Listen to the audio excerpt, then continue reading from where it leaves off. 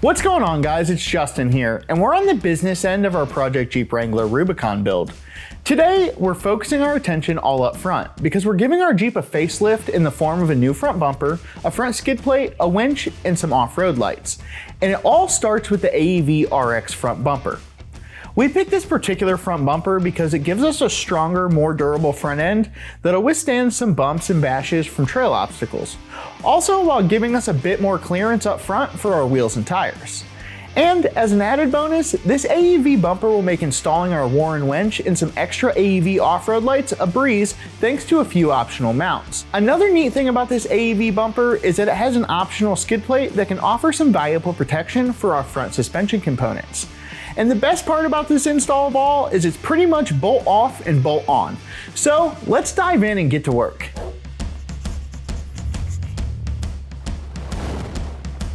We're gonna start off our bumper install by removing our old factory bumper. And to remove that, you're gonna need to take off the air dam on the bottom and the air dam on top first.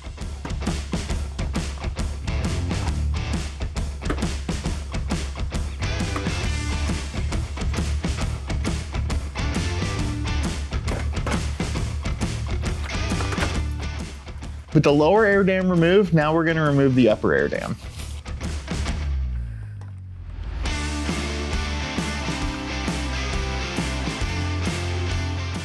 Next, we're going to go ahead and remove this cross member plate to help us get to the bumper bolts.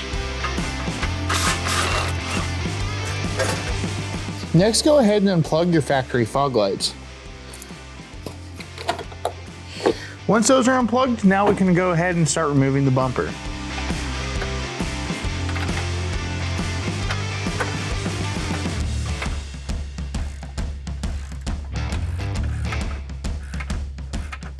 With all our nuts removed, now we can remove the front bumper.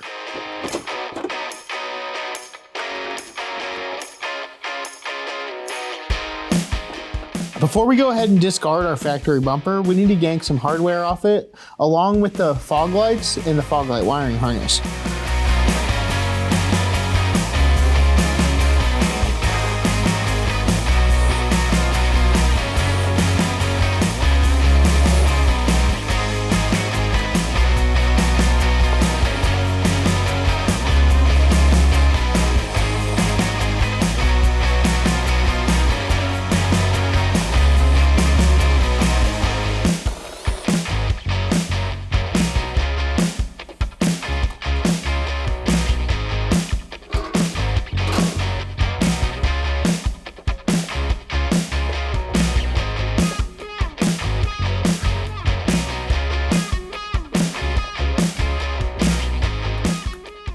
We're going to show you guys how to install the factory fog lights back into our bumper. Now, you're going to need a lot of patience for this, so just hold on tight. Insert the U-nut and use a screwdriver to pop it into place. Now you're going to want to insert these threaded inserts into the two square holes around the light. Now these can be difficult to get in, so we're going to use an extension and a hammer to knock them in the hole the rest of the way. We're just doing that to make sure they're all the way seated. With that done, we're gonna go ahead and install our light bracket. Now, we're only gonna start the bolt in the top and then flip this out of the way so we can get the light inside because it is a tight fit. Just go ahead and install the light mount and then just get the bolt started. Then we're gonna flip that out of the way.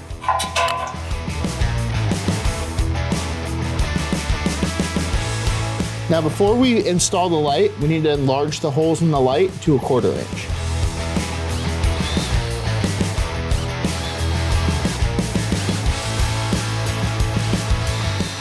So go ahead and install the light and then flip the bracket into place.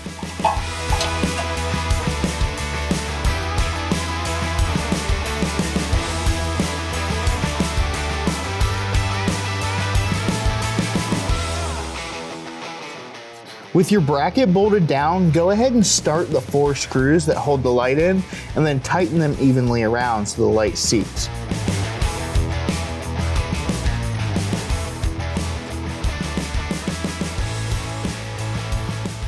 Now with the fog light installed, go ahead and repeat that on the other side. So it's recommended by AEV before we bolt any parts on to go ahead and chase the threads on all our welded nut holes. And to use that, we're gonna use the Lang metric rethreader kit. We use this thing a ton in the shop and it works really well. So you're just gonna wanna find your right size rethreader. For this particular bolt hole, it's an M10 by 1.5. Then we're gonna start it by hand.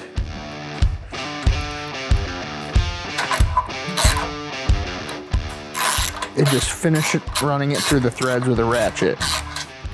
And we're gonna go ahead and do this to every threaded hole we have on this thing. And doing this just allows, if there was any powder coat or contaminants in the threads of the bolt, to clean it out and make our installation a little bit easier. Next, we're gonna go ahead and get our tow hook brackets ready, and we're gonna slide these big long bolts through there and then use our 15mm spacers. Now included, there's a thinner set, and you're not gonna wanna get those mixed up because those are used later in our install. So before we start bolting stuff on the Jeep, we're gonna get these couple riv nuts installed. AEV goes ahead and provides a riv nut tool for you. And what you're gonna wanna do is you're gonna wanna shove it in one of the two hex holes on either side. Put it inside, put a wrench on it, and start snugging it up. Now you're gonna torque these to about 31 foot-pounds, and that should be tight enough to get these riv nuts collapsed and installed. Once it's installed and you've torqued it, you just go ahead and thread the tool out and your riv nuts installed. Go ahead and repeat this on the other 3 holes. So before we install our next piece, you're gonna wanna pull off these factory tow hook support brackets, but don't discard them because we will be reusing them. Next, we're gonna wanna install these brackets. But before we do that, we need to put these 2 crush sleeves in our frame rails on each side. And to help us with that and hold those, we're gonna use a 1/4 inch extension.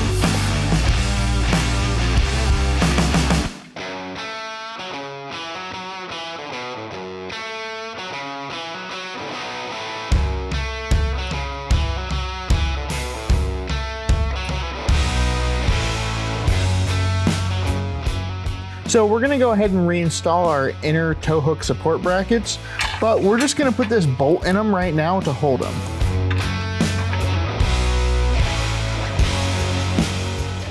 Now we're gonna go ahead and install another one on the inside of the other side.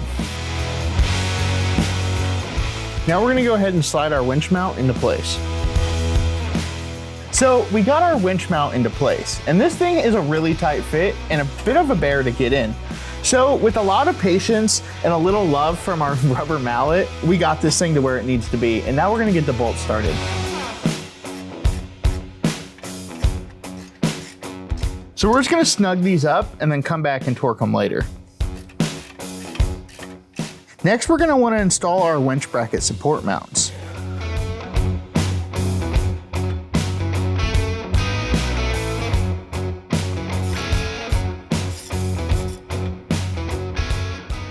And again, we're just gonna snug these up and then come back and torque them later.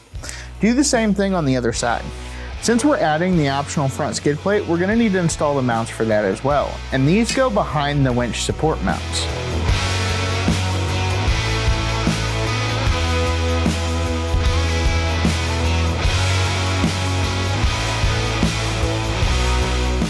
And then we can get everything else bolted into place.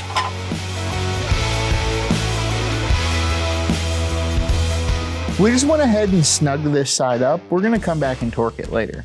And repeat this on the other side. Now we're gonna go ahead and throw some more hardware in our winch plate. We're gonna drop these couple of bolts through, and then we're gonna add our optional light bar brackets. Now, we aren't mounting our light bar right now, but we're gonna go ahead and put the brackets on.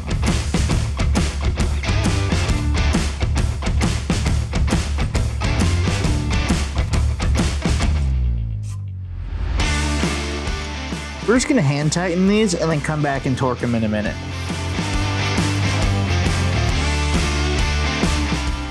Now we're gonna add one of these brackets to the other side as well.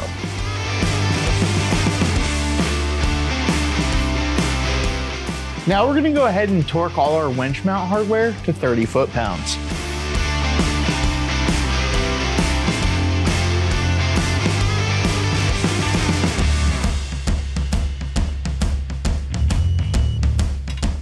With all our winch mount bolts torqued, now we can go ahead and remove these bolts we used to hold the inner brackets earlier. With our winch plate installed, now it's time to install our winch. We chose the Warn VR EVO 10S. This thing comes with a synthetic rope and will get our Jeep out of any situation we need to use it in. So our winch is a little bit of a tight fit. So we're gonna elongate our winch mounting bolt holes to get it a little farther away from the grill. And we're gonna use our Milwaukee die grinder to do that.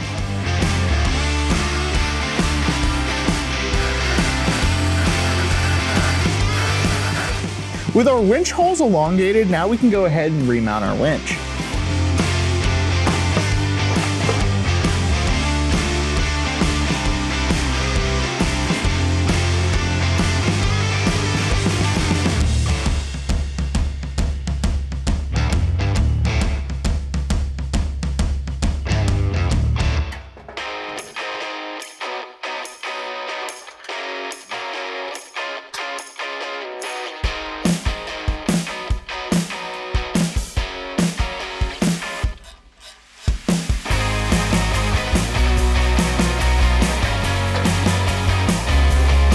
Now we're gonna go ahead and torque our bumper, and we're gonna torque these 4 bolts to 90 foot-pounds.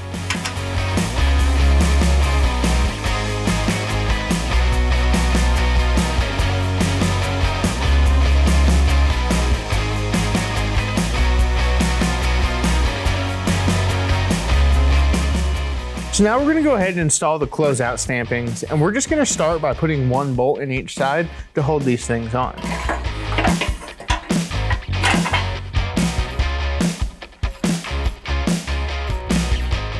We're gonna go ahead and leave these loose and then come back and tighten them later. So we're about ready to install our cover for our bumper. But before we did that, we went ahead and pre-ran the lighting harness for our front lights we'll be installing here. Let's get our bumper cover ready to be installed. So to attach this thing to the push bar, we're gonna use these studs and some nuts. And we have to pre-install these studs in the holes before. So just grab your Allen wrench and thread these in until they bottom out.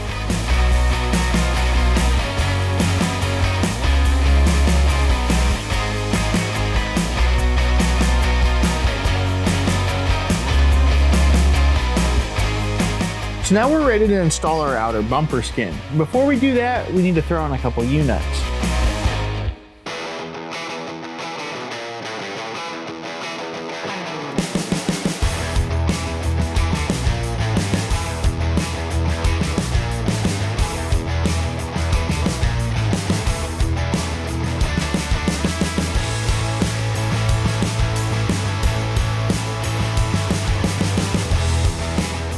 Now it's time to install our Aev Fairlead. We do recommend putting a little never seize on the bolts as the block is aluminum.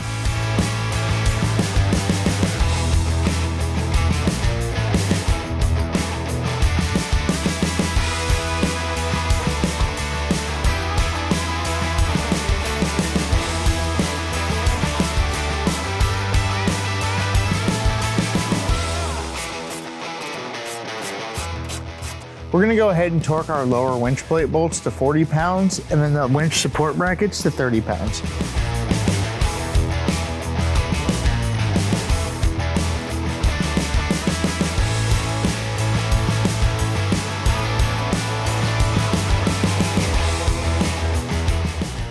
Now we're ready to install our bumper end covers. We're gonna slide these over and then just get 2 bolts started here and here. Now this one has a weld nut and this one is a pass-through, so we're gonna have to put a nut on the back side.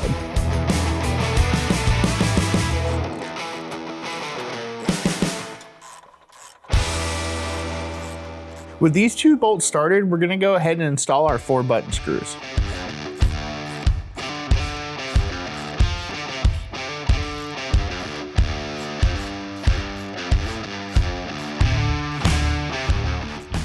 With all our bolts installed, we're gonna go ahead and repeat this process on the other side and then torque all the bolts. So it's a little hard to see, but we also went ahead and reinstalled the factory bumper support brackets. Now, they're gonna use these 2 holes right here and then this 1 hole in the back. It's a good trick so you don't have to hold too many things to put the factory bolt in the back, so this will sit against the frame rail and you can feed your bolts through. So we're gonna go ahead and torque the 4 front bolts to 90 foot-pounds and these little button head bolts to 20.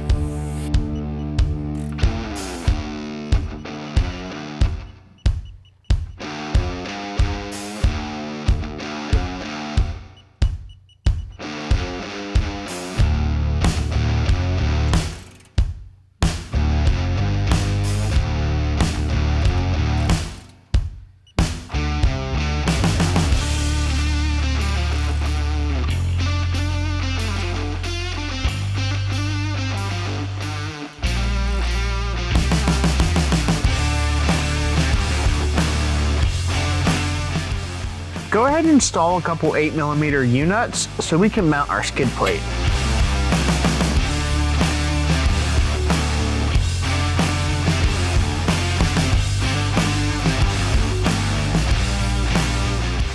With our U-nuts installed, now we can install our skid plate.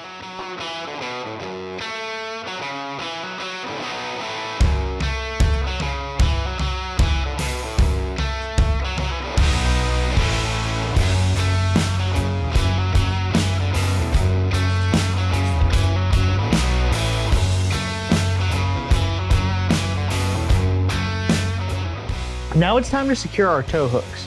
And we're gonna do that by first putting this spacer and this frame bolt in, and then 2 bolts here in the front.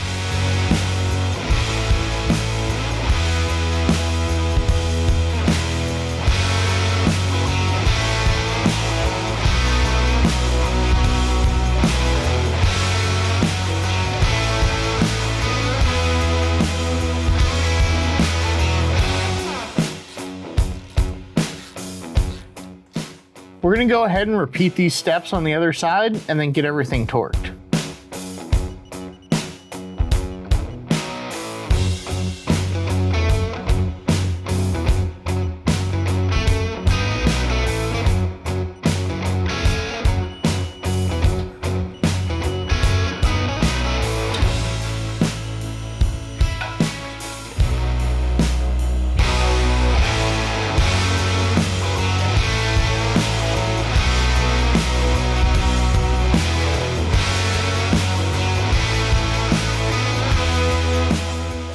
Now we're gonna go ahead and stick our foam steps on.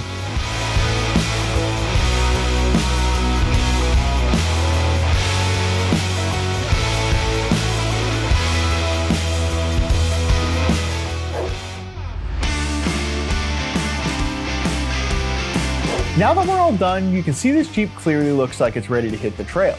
But yet, this front bumper setup isn't too aggressive for day-to-day driving either. We can still fit in parking spaces and drive-thrus. And there isn't that much wind noise, which makes it the perfect match for the spirit of this build. A serious off-roader that can still handle the regular weekday commute. So what's next for our Jeep Project Rubicon? Well, we'll head out back for a rear bumper upgrade. Maybe we'll even install some onboard air. So make sure to subscribe to the Summit Racing YouTube channel to get an update when that video goes live. You'll also be able to easily find all the other episodes of this build series as well. I'm Justin with Summit Racing. Thanks for watching.